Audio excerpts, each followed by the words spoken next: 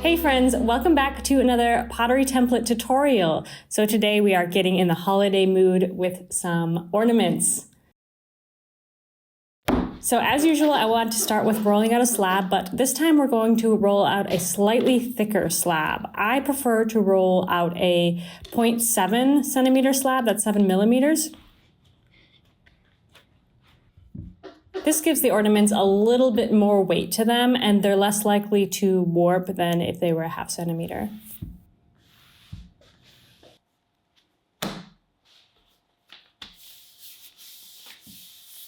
And with these ones, I do recommend letting them dry out a little bit overnight. You can see there when I'm setting down the slab that it's not bending as much as it might otherwise would when it's fresh. You want the slab to be fairly leather hard because then you can get like some really nice clean lines. For me, drying it compressed between two boards overnight was enough to get it to the perfect leather hard level.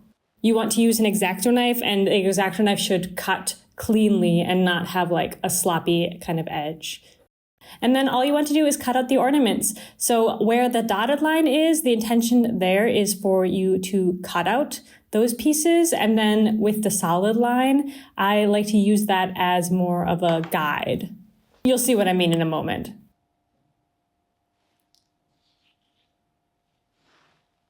So here I'm marking where I'm going to poke the hole using the guide. And I'm just using a 3 millimeter drill bit to poke a hole through. Okay, here's what I mean by using it as a guide. So you want to lay the template back down, and then you can just trace through with a pencil, and then you can transfer the design right through into your pottery piece instead of trying to cut out these parts very precisely.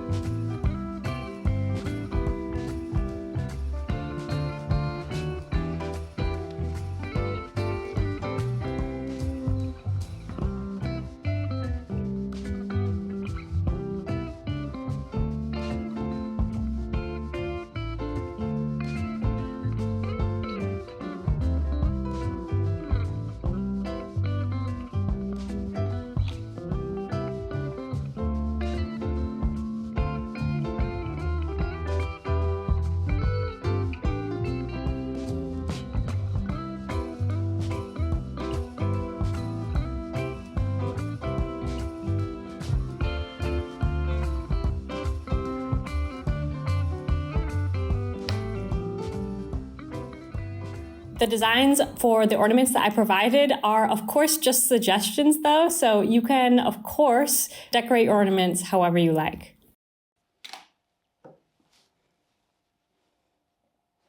And then to keep your ornaments flat while they dry, I do recommend putting them between two boards under some weight, and also including some newspaper or some printer paper to allow them to shrink while they dry as well. Once they're fully dry, you can just pop them into the bisque kiln.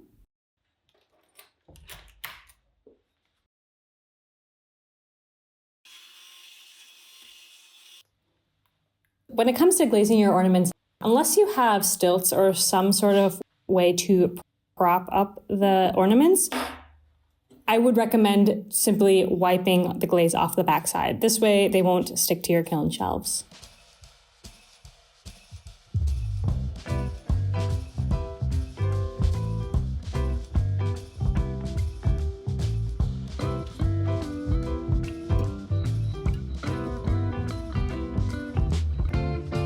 And here are the ornaments. Now all you need is some festive string to string them up on your tree. I hope that you guys like these designs. I was pretty excited about them, and I hope you guys have a really lovely holiday season. I'll see you again in the new year. Bye, friends.